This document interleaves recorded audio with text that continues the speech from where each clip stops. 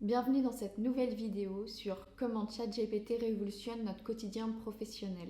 On va vraiment essayer de comprendre en fait comment cette intelligence artificielle elle peut nous aider au quotidien, comment l'utiliser, pourquoi l'utiliser et surtout ne vous inquiétez pas, vous n'avez pas besoin d'être un expert en informatique pour pouvoir l'utiliser. Alors peut-être pour certaines personnes qui ne savent pas ce qu'est ChatGPT, c'est tout simplement un modèle de langage qui utilise l'intelligence artificielle pour nous aider dans nos tâches au quotidien. En fait, vous pouvez le voir comme un assistant disponible 24 heures sur 24 et qui a finalement tout le savoir en fait qu'on peut trouver sur internet. C'est un outil qui va vraiment vous permettre de vous accompagner et de vous aider en fait dans vos tâches professionnelles du quotidien, que ce soit dans la finance, le marketing, les ressources humaines, enfin il y a vraiment plein de domaines sur lesquels vous pouvez utiliser ChatGPT. Alors dans cette première partie de vidéo, on va explorer 4 domaines sur lesquels on peut utiliser ChatGPT et pourquoi c'est bien de l'utiliser. Le premier domaine dans lequel on peut utiliser cette intelligence artificielle, c'est mon domaine, c'est là où j'ai fait toutes mes études, c'est le marketing. En plus, moi spécifiquement le digital marketing. Du coup, c'est vraiment un domaine où je peux prendre main dans la main ChatGPT qui va m'aider à faire plein de choses. Donc, dans le marketing, comment utiliser ChatGPT et pourquoi l'utiliser ? Par exemple, on peut demander à ChatGPT de nous aider à avoir des idées créatives pour nos publicités, aussi de comment rédiger en fait par exemple des fiches produits. En fait, tout simplement, on va donner à ChatGPT le persona. Donc le persona, c'est vraiment la cible spécifique qu'on veut atteindre avec notre publicité. On va dire imaginons que je fais des produits, je sais pas, pour la peau qui est pour les adolescentes, je vais donner le persona de la jeune fille adolescente qui est au lycée, qui aime tel ou tel groupe de musique. Enfin voilà, je vais vraiment créer un personnage robot et je vais le donner à ChatGPT et en fait je vais lui demander qu'il me rédige des sortes de prompts de petits textes publicitaires en fait tout simplement que je pourrais mettre dans mes créatives pour mes publicités. Ensuite, dans les domaines du marketing, il y a aussi tout ce qui est la rédaction de fiches produits, la rédaction de campagnes. Il va vraiment vous permettre d'avoir des idées créatives en fait pour vos annonces. Du coup, là, on vient de voir que c'est plutôt la partie créative du marketing, mais vous pouvez aussi tout à fait l'utiliser pour la partie plus analyse en fait du marketing, de déchiffrer, de mieux comprendre, je sais pas, un tableau de données, d'évaluer des statistiques, de nous faire des projections. En fait, vous pouvez vraiment l'utiliser pour mieux comprendre si vous n'avez pas forcément compris quelque chose et il peut même vous proposer des tendances à venir selon ce que vous lui demandez. Le deuxième domaine, c'est le domaine de la finance. Alors en finance, ChatGPT il peut être utilisé pour effectuer des analyses de données, générer des rapports financiers ou même fournir des prévisions et des projections. Il peut également vous aider à automatiser certaines tâches comptables ou tout simplement répondre à des questions fréquentes des clients concernant leurs finances personnelles. Le troisième domaine, c'est le grand domaine des ressources humaines. Et ici, ChatGPT peut être un outil pour répondre aux questions courantes des employés sur l'entreprise, sur les avantages sociaux ou même pour les aider à trouver des informations sur les opportunités de formation et de développement personnel. À présent, le quatrième domaine, c'est un domaine que j'utilise également avec ChatGPT, c'est tout ce qui va être développement de logiciels.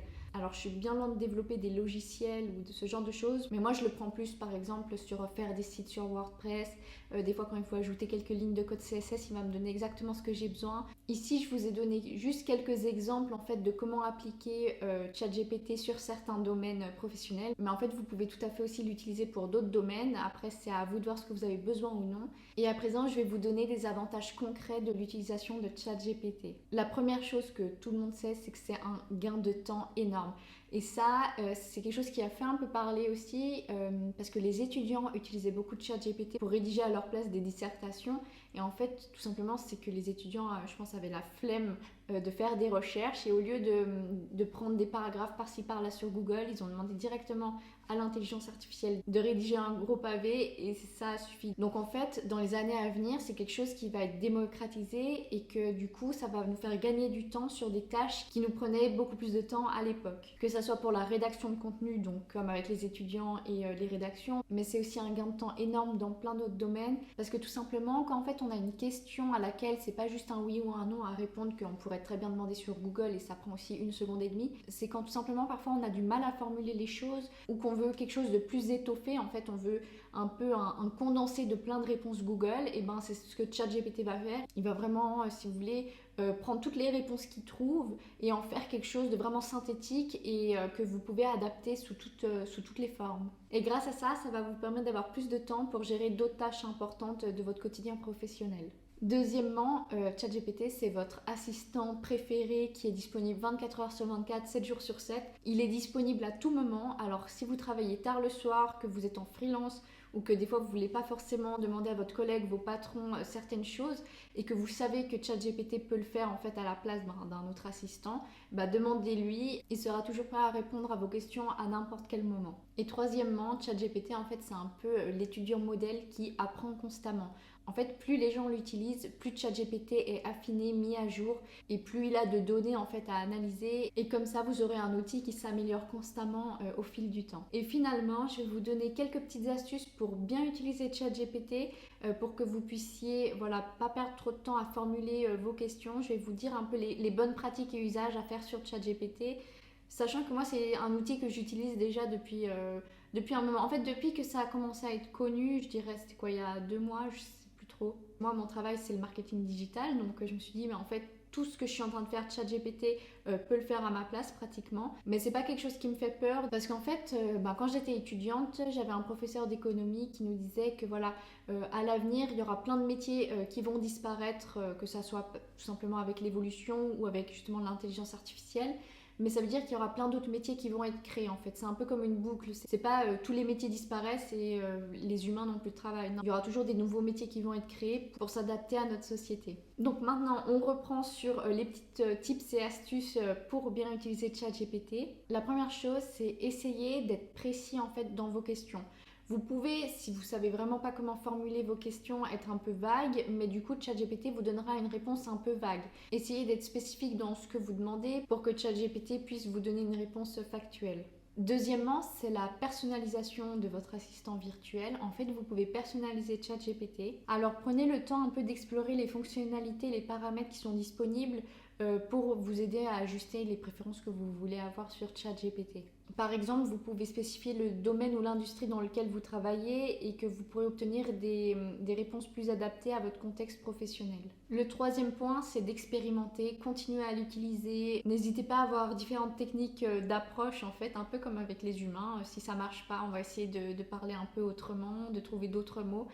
C'est vraiment quelque chose que vous pouvez faire parce que plus les gens en fait utilisent ChatGPT, plus il s'affine. Le quatrième point, c'est de l'utiliser en fait dans votre flux de travail. Ayez ChatGPT toujours un peu sous la main sur un onglet de votre ordinateur et vous réactualisez juste le fil comme ça. C'est quelque chose qui va pas vous permettre de vous couper dans vos tâches professionnelles en fait. Et comme ça vous permettra d'avoir accès rapidement à ChatGPT sans pour autant être interrompu dans votre processus de travail. Et finalement, n'ayez pas peur de fournir à ChatGPT plus d'informations par rapport à la question que vous avez. Parce que parfois, ça peut être utile d'accompagner ces questions avec des exemples ou des démonstrations pour avoir des réponses beaucoup plus précises. Par exemple, si vous voulez analyser un site ou vous avez une question par rapport à un site, intégrez l'URL du site et comme ça, vous pouvez déjà demander à ChatGPT de faire un mini rapport sur le site en question, de le synthétiser. N'ayez pas peur de rajouter des choses parce qu'en donnant des exemples concrets, vous aurez une meilleure réponse de ChatGPT. En vous ayant donné un peu toutes ces bonnes pratiques, astuces et en ayant un peu une meilleure compréhension de ChatGPT, j'espère que vous pourrez en tirer parti et que si vous appréhendiez un peu cet outil, que maintenant c'est un peu plus clair pour vous, j'espère que cette vidéo vous aura plu et je vous dis à bientôt.